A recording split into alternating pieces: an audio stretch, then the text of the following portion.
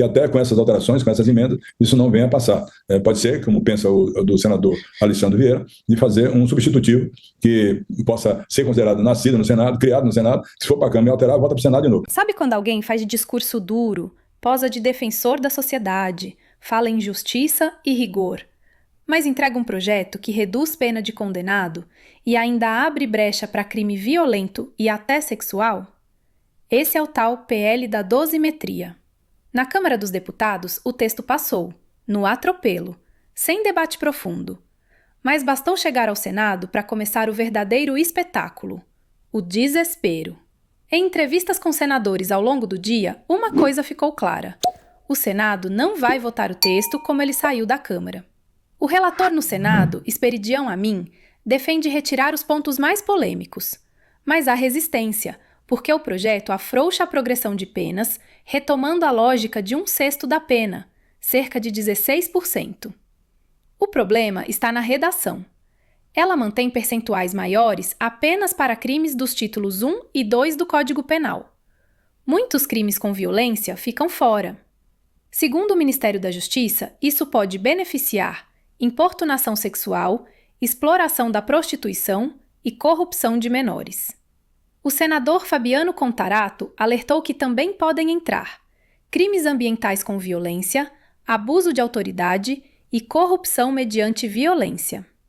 Além disso, o projeto entra em choque com o PL antifacção. Enquanto um endurece penas, o outro pode afrouxar. E a lei sempre retroage em benefício do réu. Resultado: 4 hipóteses no Senado. 1. Rejeição total do texto. 2. Tentativa de salvar o projeto, defendida por Esperidião Amin. 3. Criação de um novo texto pelo Senado. 4. Empurrar a votação para 2026. Aliados de Davi Alcolumbre dizem que ele não está articulando, já que o projeto está na CCJ, presidida por Otto Alencar. A dosimetria que se esperava no Senado Federal era apenas para diminuir a pena daqueles que participaram da tentativa de golpe no dia 8 de janeiro. Eu tomei conhecimento, tanto que na terça-feira, antes da aprovação, eu questionei o presidente Davi Alcolumbre de que teria que passar pela CCJ. Não poderia uma matéria vir da Câmara dessa importância sem análise apurada dos senadores e senadoras. Esse questionamento foi na terça-feira e na quarta-feira já tinha o conhecimento disso e fiz ver que não era possível a aprovação da matéria como veio da Câmara dos Deputados. É verdade, eu conversei com a Daniela e ela deu essa matéria no UOL em primeira mão, até porque ela sempre está em contato e eu via que era necessário mostrar essa possibilidade de uma aprovação que ia estender os benefícios da lei para outros crimes, que vai de crimes sexuais, de ambientais, econômicos, corrupção, estende-se para outras atividades, segundo a assessoria do Senado Federal, a nossa assessoria, que nos encaminhou todos aqueles que poderiam ser beneficiados, e hoje isso é uma realidade reconhecida, inclusive, por outros senadores, inclusive aquele que eu designei para a relatoria, o senador Esperidião Amin, que é muito consciente, muito respeitado, e um legalista. Eu conversei com ele recentemente, e ele disse que teria que fazer alterações no texto que veio da Câmara dos Deputados.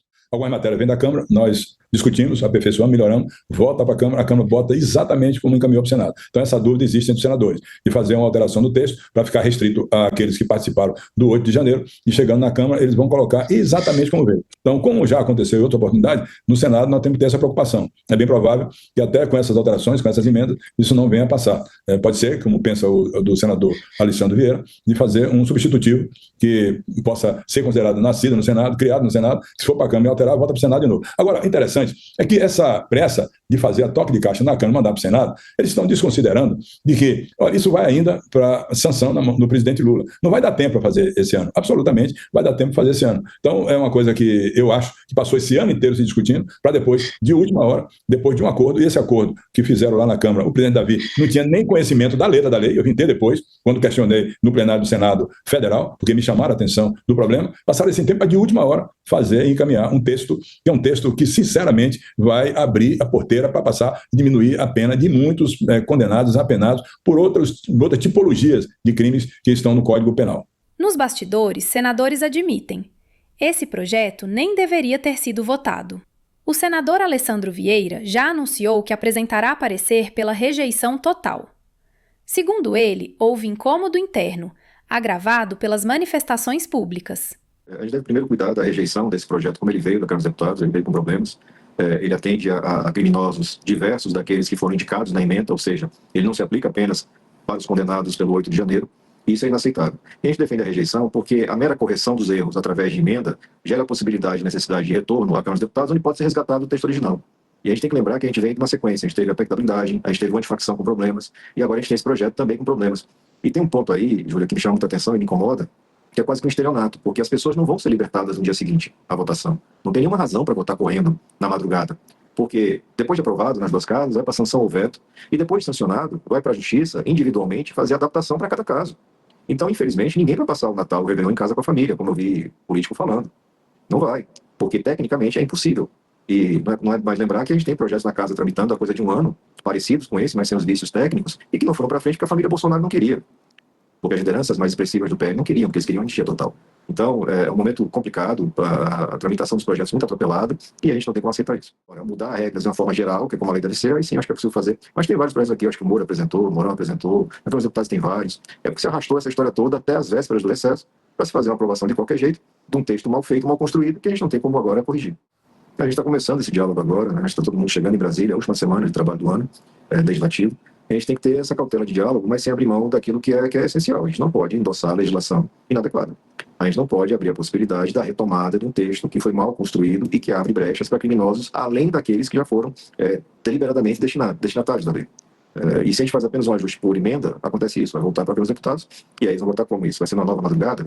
Vai se fazer uma análise técnica? Alguém vai assumir compromissos por um texto que faça sentido?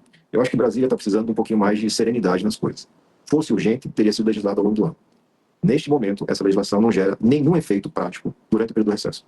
Então, a correria só atende à necessidade de alguém que gravar um videozinho pedindo voto, dizendo que fez alguma coisa que, na verdade, não fez. Mas, na vida real, não vai mudar nada para ninguém. Se repete mais ou menos o roteiro da época da PEC da blindagem. Né? Você teve a percepção interna na Comissão de Constituição e Justiça, no plenário do Senado, e, ao mesmo tempo, você tem a sociedade e a imprensa comunicando isso e dando densidade na rua.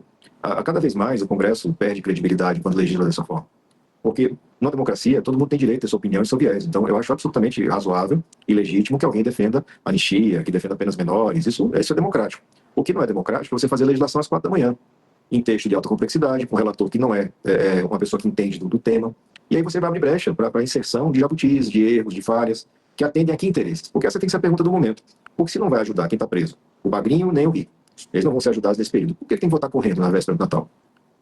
Alguém preparou um vídeo especial de Natal, fantasiado do Papai Noel? O que eles fizeram? Porque não tem justificativa plausível, real. É só narrativa, jogo de empurra, de mídia. E a gente tem problemas sérios no Brasil. Eu vou repetir, esse Congresso é um Congresso que vem endurecendo penas. Acabamos de votar um projeto que teve quase unanimidade para os deputados, teve unanimidade do Senado, que foi a antifacção, nesse ponto específico de lei de execuções, aumentando o tempo de regime fechado para 70, 85. E agora você joga para baixo o padrão inicial e você gera uma confusão interpretativa que só vai beneficiar bandido. Resumo direto. O PL, além de não endurecer nenhuma pena, afrouxa regras, reduz exigências e abre brechas perigosas. É por isso que agora a direita tenta correr atrás do prejuízo.